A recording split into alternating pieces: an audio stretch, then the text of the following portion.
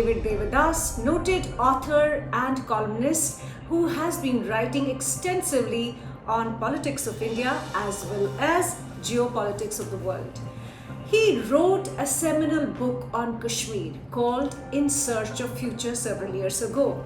And since Kashmir is in news and a lot of people are talking about the genocide of Kashmiri Pandits, we will be talking about David's book In Search of Future today in this episode of Reason, the New Indians platform where we get to the reason of issues that concern you.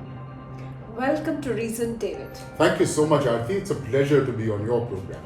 Great. So, this book, In Search of Future, was written at a time when we hardly had anything concerning Kashmir in the detail that you have written. Nothing. Absolutely. So, why was there so much either silence or perhaps indifference or perhaps no interest whatsoever in documenting Kashmir's history, which we are nowadays talking about because of Vivek Agnihotri's movie, The Kashmir Files? Well, I came up with this idea. Actually, it was brought to me by a publisher. I was political editor of a major newspaper in the through most of the 1990s.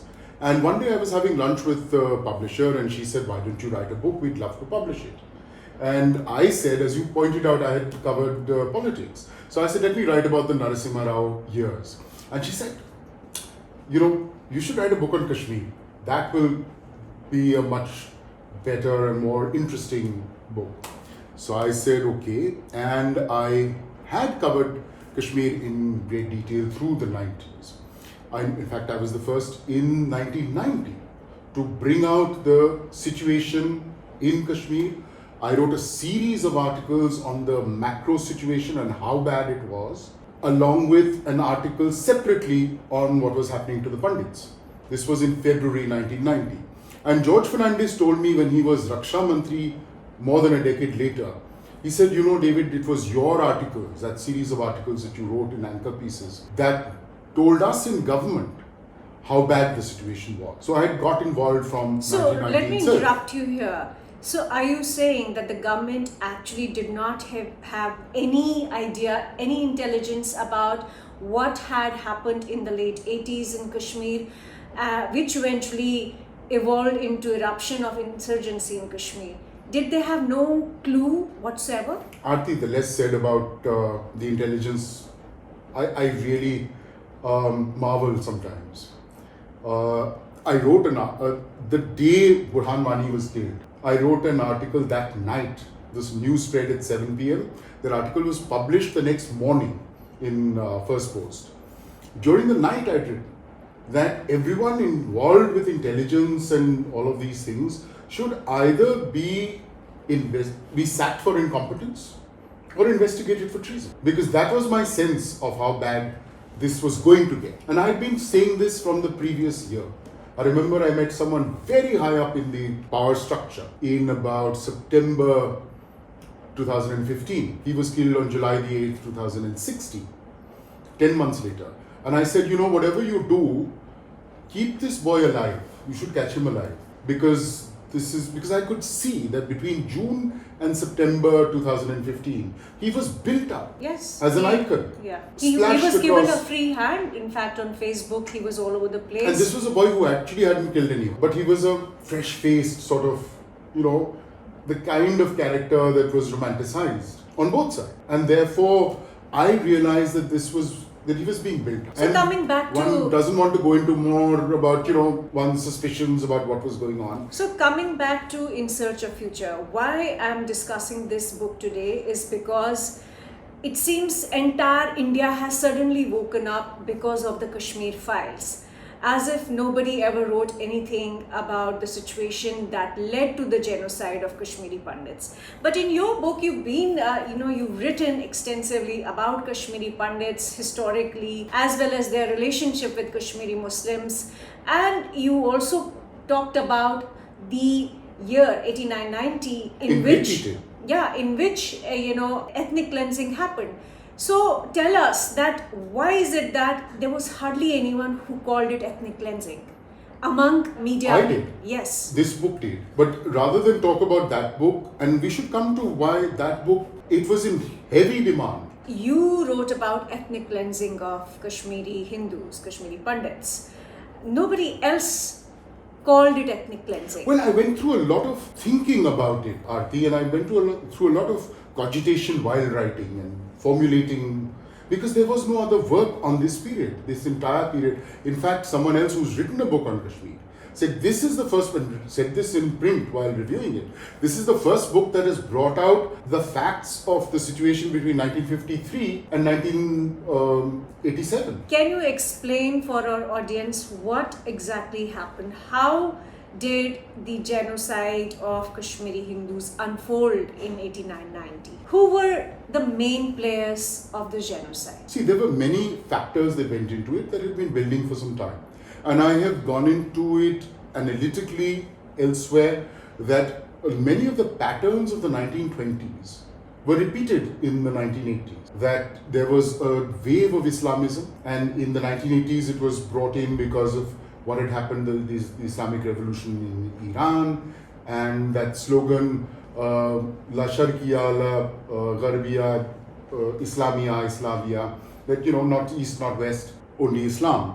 And in Afghanistan, the whole jihad, everything was all about, everyone was talking about jihad, including Hollywood, Rambo and all of that. Yes. And of course, Ziaul Haq, who as soon as he had helped the West deal with the Soviet Union and bring down virtually the Soviet Union through the action in Afghanistan. And that is why I keep saying what is happening in Afghanistan is extremely relevant to what is happening, what will happen in Kashmir. But you said 1920s. Yes. So that was one of the factors. Can you there explain were economic factors. What happened in 1920s? You see, there was a huge uprising of Kashmiri Muslims in 1931. So I'm talking about the various factors, economic as well as geopolitical, foreign influences. There were, believe it or not, there was infiltration from West Punjab even in 1931 into the territory of the Maharaja. West Punjab meaning Lahore and that area around there. And the Maharaja finally had to go to the British and say, please help stop this. And you know what happened then? The British troops marched into Jammu. And the agitations had been in Kashmir, the troubles had been in Kashmir. Against Maharaja. Martial law had been declared in Srinagar and Shopian. Again, a lot of repetitions. And the troops marched into Jammu. And then a lot of things happened in terms of giving certain rights, etc. But also the British then started negotiating for the Gilgit lease. So who was controlling? When you say infiltration happened even in 1930s, who was controlling and mobilizing? Well, as I said, in 1931, when the Maharaja appealed to the British governor in Lahore, the Viceroy issued a proclamation banning infiltration, banning all of those groups. And it stopped. And the press stopped writing about whatever had been the flavor of the day. So are we saying that there was an agenda of Muslim uprising, or I don't know, Islamic radicalism? What was it? What was the agenda? There have always been agendas, and not just one. Various agendas, political as well as geopolitical, that have been operating in Kashmir. It goes back to the 1870s. When the British went into Afghanistan and came back with the humiliating series of reverses in the early 1870s, they turned to Gilgit. And it is in 1876-77 that a lot of pressure was brought on the Maharaja. Again, there was talk of genocide of Kashmiri Muslims, that the Maharaja had drowned Muslims by the boatload in the Wooler Lake, for which the Maharaja then instituted an inquiry with members from outside the state, and they said this is rubbish. But then the British had put so much pressure on him that he was forced to agree to the first Gilgit agent. See, Gilgit, and I keep coming back to the geopolitical patterns around Kashmir. Gilgit, which is now in the controlled by Pakistan, but also by China. There are Chinese troops there now. And Afghanistan. Gilgit and Afghanistan have had a direct, and the geopolitics of those. And for that, people have manipulated the situation in Kashmir time and time again for foreign powers. to then gain advantage in those strategic areas. Was there any role of the Muslim League in what happened eventually in Kashmir? I mean to say, was Islamism a project of Muslim League in Kashmir at any No, time? not in Kashmir. In fact, it was Sheikh Abdullah who went to meet Mr. Jinnah in Mumbai and then again in Delhi and persuaded him to come to Kashmir. But that was in 44, 45, much later. And Jinnah came. This again surprises a lot of people but Sheikh Abdullah was a friend of Nehru's, they say, which is true. But he was also trying to keep a good relationship or build a good relationship with Mr. Jinnah He was keeping all his options open. Well, yes, you could say that. And it didn't work out in terms of that visit because Jinnah kept insisting that you must adopt the Muslim conference or merge with the Muslim conference. You see, what the agitation of 1931 led to the formation of a political party which was called the Muslim Conference in 1932. In 38, 39, under the influence of communists and Nehru and others, a large number of the people who were in the Muslim Conference, largely in the valley, converted it into the National Conference. In fact, the whole Muslim Conference was converted into the National Conference. In 1940, the Muslim Conference was revived, mainly in the Jammu area, led by Chaudhry Abbas, who was a great leader at that time. The sad thing is that there's so much of a divide even on the knowledge base about Kashmir.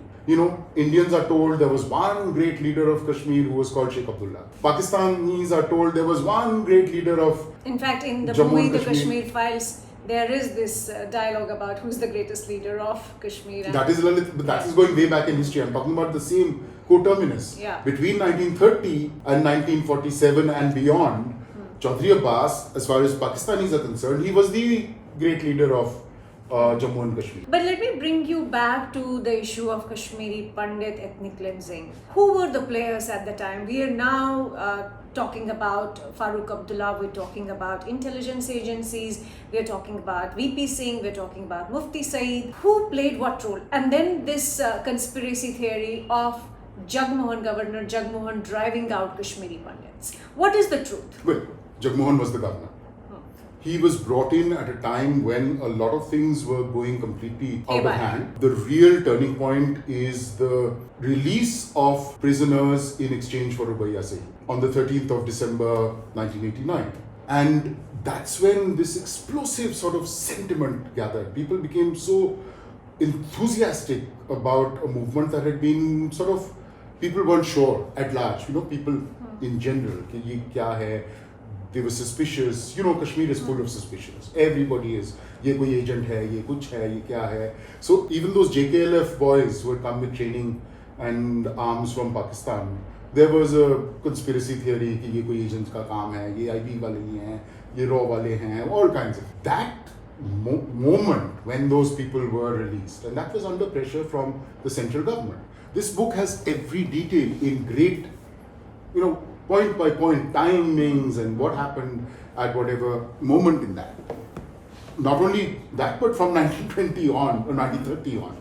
But at that time, it was the central government. You see, the Chief Secretary of the State, Mr. Musa Raza, had negotiated very ably with the representatives of those boys for the release of only one prisoner, Hamid Sheikh, who was the one that they wanted. Ishfaq and Yasin, etc. They were very close friends. They were thick. So they wanted him released. And he had negotiated this. There would be a simultaneous exchange of Rubaiyat Saeed for Hamid Sheikh.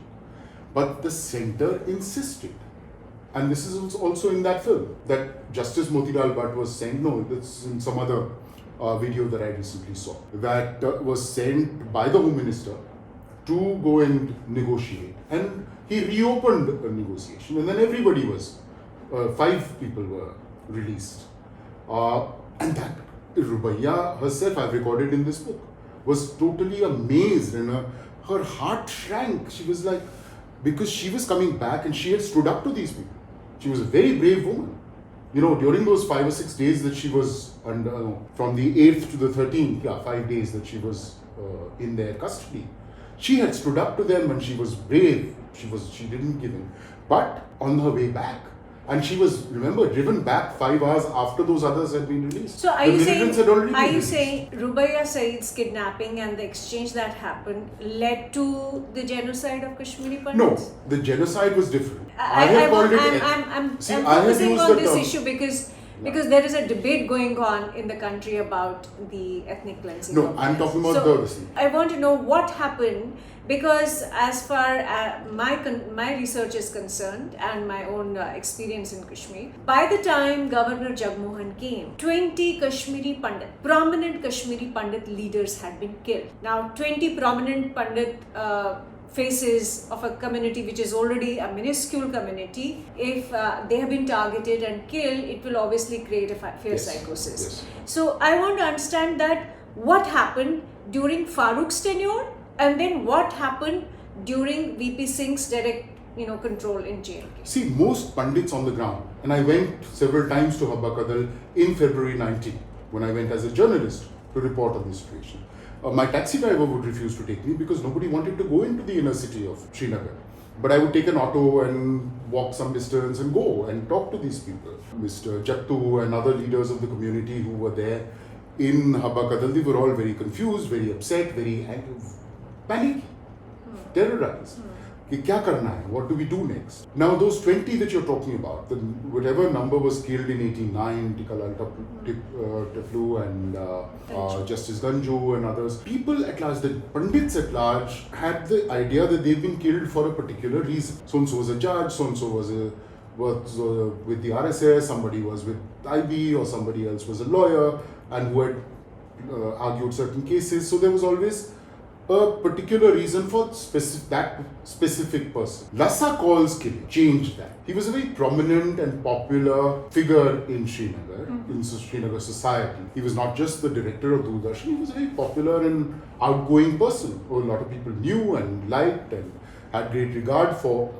That set off a new set of, now everybody is, it's like open season. Many of those other things happened a little later. The woman who was sawn alive at a sawmill, or the man who was killed in a rice drum. Those things happened. Now, of course, all those separate incidents have been conflated in the film, collapsed into one story. But those things happened separately in different places. The headmaster who was killed very, very gruesomely, tortured before.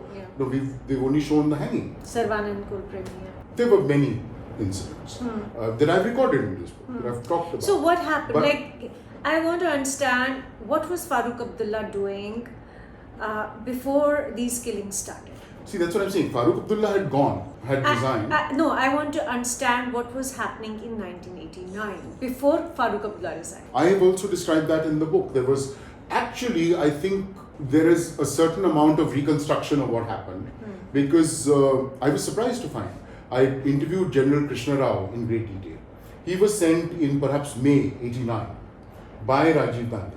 And he told me, Rajiv Gandhi had sent me with the instruction that you go and see, there's chaos, there's something really going wrong there. If you think fit, you take over the government.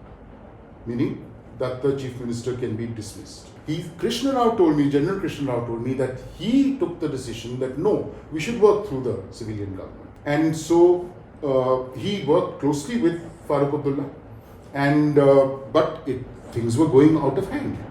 It is true. Why did Governor Jagmohan write in his book that he sent several warnings, several alerts to New Delhi during Rajiv Gandhi's government? This is before. But that is 86. See, he became governor the first time. We're talking about from 84 to 86. And so he already had sent information, already but sent warnings. Then.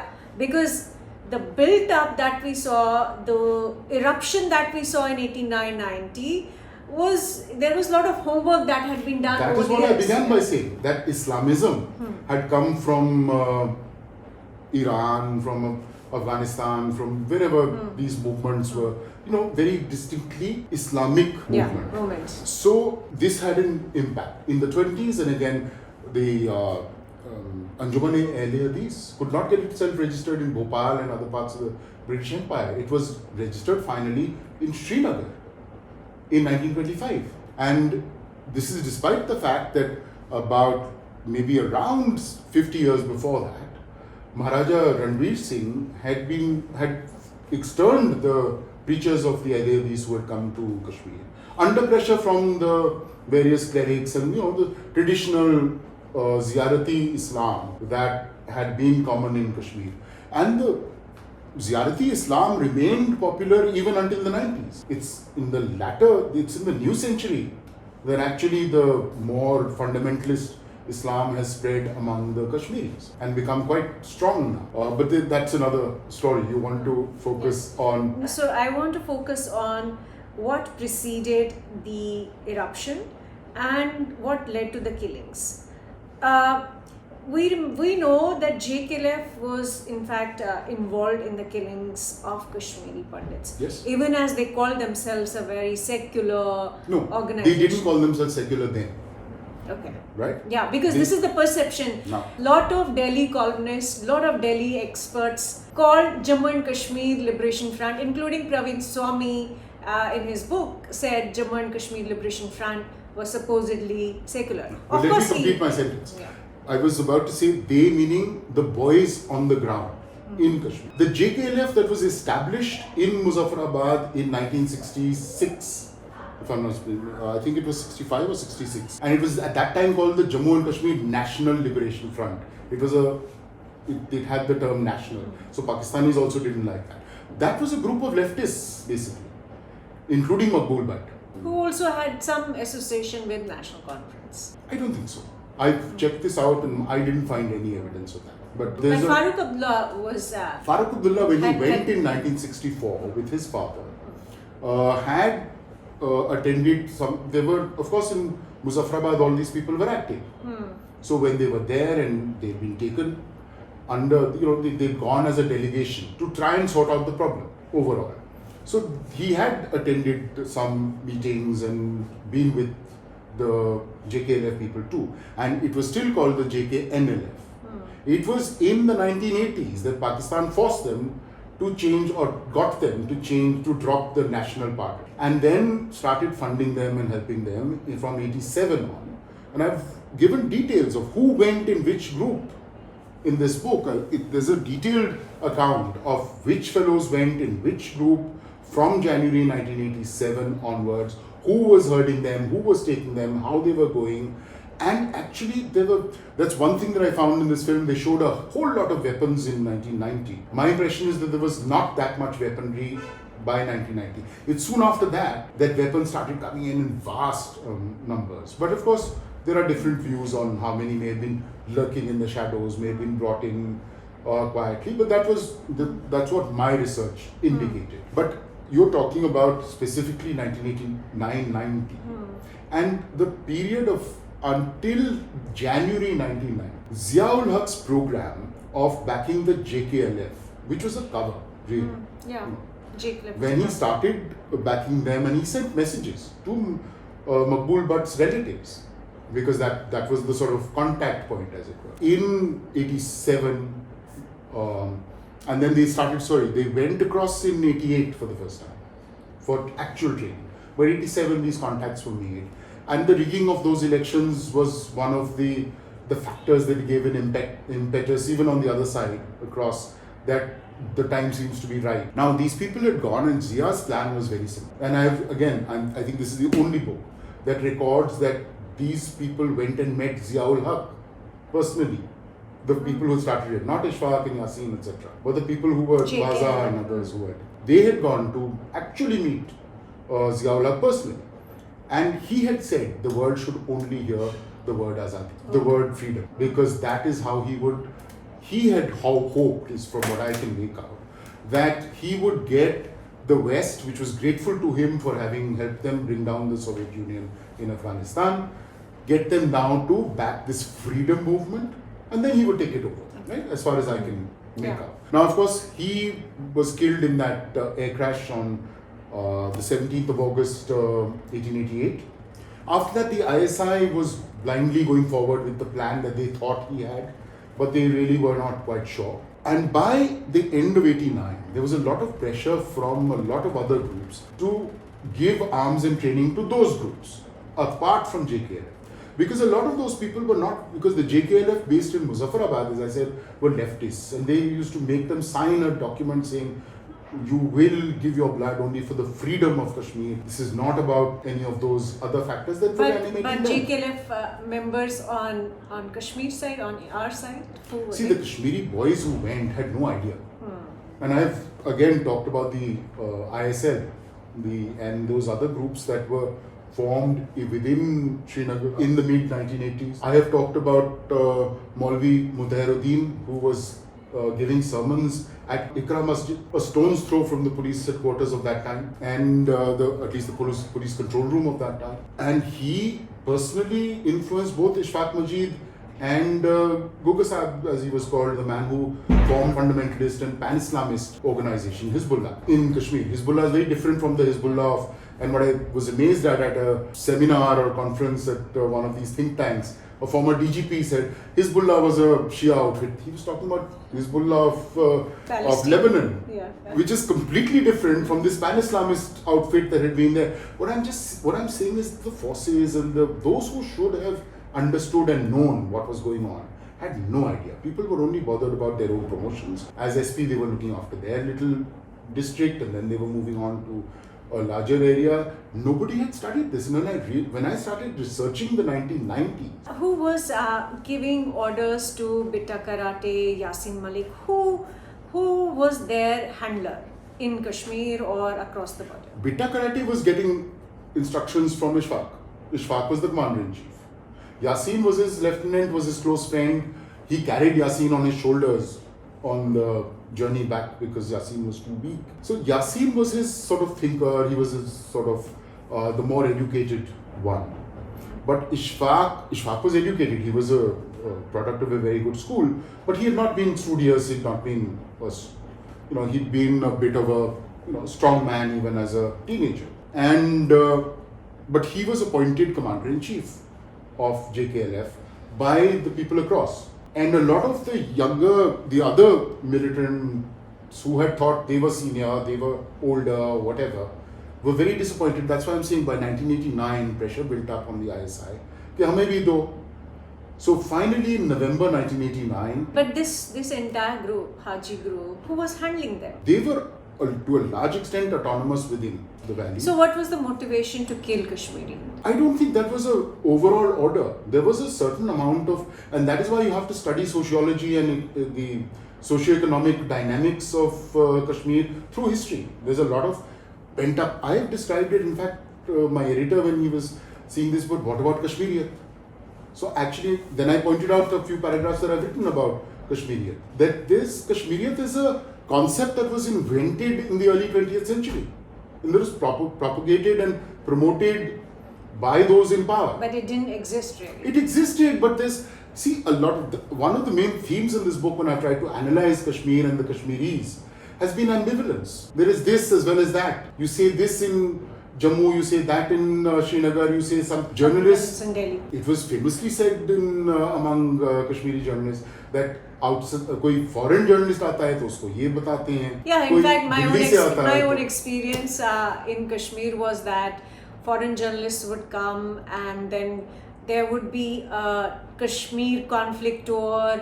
There were select people in media industry in Kashmir whom they would meet, and then that person would go, along with them, and there would be escorts, and they would go to martyrs' graveyard, and there would be human rights violation documents, and so there was that. It's always seemed to me, and only human rights violations on one side. Yes, human rights violations committed by This is the only book that talks about human rights violations on every side. In a war situation or in a conflict situation, you will have human rights violations. But in the international press, all we read was India was an oppressor, an occupier, Indian army was committing. It depends on what perspective you want to take. In a conflict situation, there are various, what they call warlords in Afghanistan. And you were talking about the journalists. In Afghanistan, a similar situation or pattern exists. And they very rudely call them fixers, the foreign journalists. My fixer did this. or my fixer took me here. It was similar in Kashmir as well, because it always seemed to me, because I am a Kashmiri and I follow the language and I know the psychology of the place as well, it always seemed that there was an orchestrated setup and that foreign journalists would be carefully taken to certain places and he would come out with a scripted story of Kashmir. Well, one of the reasons why maybe I was able to go deeper was that I met several journalists, Kashmiri journalists, got their views and their advice on what needs to be seen, etc. But then went about it on my own. I went to villages in 1994 when the Kashmiri journalists were aghast, because I suppose their reasoning must have been that if he will go and write stories, then our editors will ask, why don't you go? But nobody dared to go. And I can understand. I'm not saying that they were doing anything wrong. It was very dangerous. Sometimes I look back on those experiences and think, I must have been, I was young and a little sort of foolish, if you like. I've actually faced a gun where, I realized that day what it means to be speechless. I couldn't utter a sound because after I'd been staring down the wrong end of the barrel of a gun. But tell me, whole section of Indian media tried to whitewash the ethnic cleansing of Kashmiri Hindus in the last 32 years. In fact, some even went to the extent saying that Kashmiri Pandits were killed because they were elites and they controlled power. And I have been to archives, digital archives of major national newspapers in this country. I have tried to look for documentation of ethnic cleansing of Kashmiri Pandits. I hardly found anything except your book and perhaps maybe a few stories in India Today or some other magazine and News Track, of course.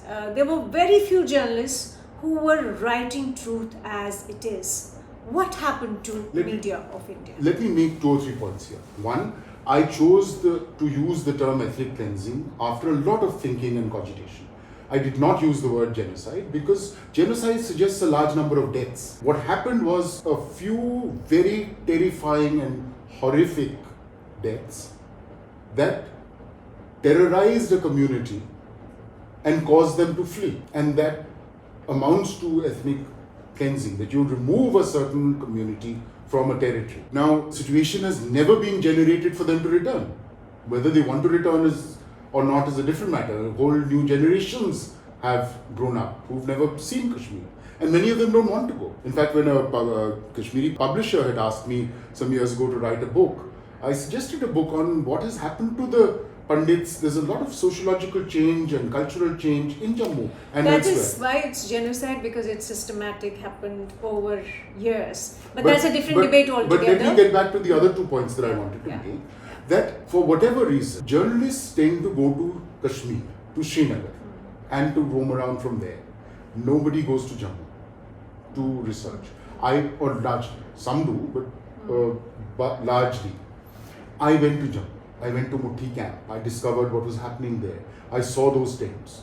The film actually shows a much cleaner camp than there was. And those snake bites so many people died of snake bites. Yes. But I went and saw all this. So I was able to relate to what has happened. And as it happened by chance, my editor sent me in February 90. I had no intention on my own.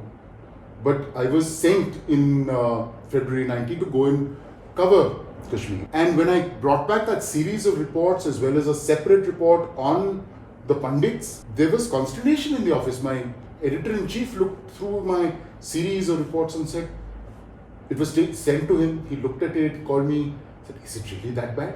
And that's what I'm saying. It's not the fault of the journalists. A lot of the journalists who were based in Srinagar had been Pandits. And quite often they had been moving to Jammu during the Darbar move. Now the situation was getting worse, but they were not able to come back. They were also terrorized. Their families there was pressure. Now, many of those who had been teleprinter operators or whatever in their offices in Srinagar were now sending reports. There were some journalists who were there. But most of the reports that were being published in the national press were single column daily reports, 5 dead, 3 injured, bomb blast. That was the pattern on a daily basis. So nobody got that larger picture of what was going on behind that. And this became the dominant thing because, you know, what news is that when you have 3 deaths, 5 deaths in a particular incident, that dominates that day's news. Whereas these Pandit killings that you were talking about, the specific people, Justice Neelkant Ganju, etc. We never read those were anything 89. about, but in 1990, we didn't read about the woman who was cut into pieces. Absolutely. We didn't read these stories about rape and murder. None of these reports came to the national press. I thought about this later when I was writing the book and researching all this and discovering so many things. You know, that woman being sawn at a sawmill, when I was told first, I thought somebody's exaggerating, somebody's making up or whatever they're trying to. It was just unbelievable that this actually happened.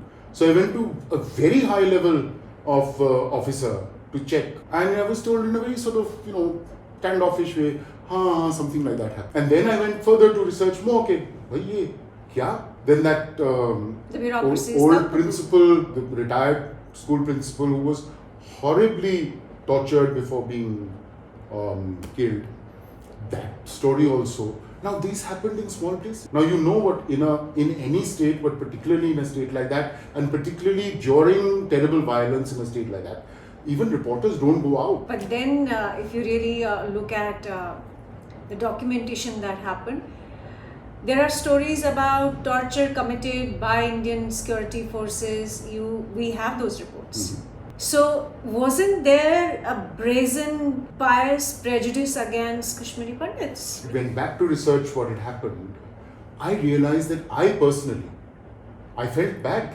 How did we miss all this? But I had not gone back after March 1990 for a long time because so many things happened in Delhi. The Mandal report was implemented. I was sent to UP and Bihar to cover the situation on the ground there in relation to the Mandal agitations. Then the Ram Janmabhoomi agitation picked up speed. Rath Yatra and interviewing Atalji and Lalji and politics at the national level.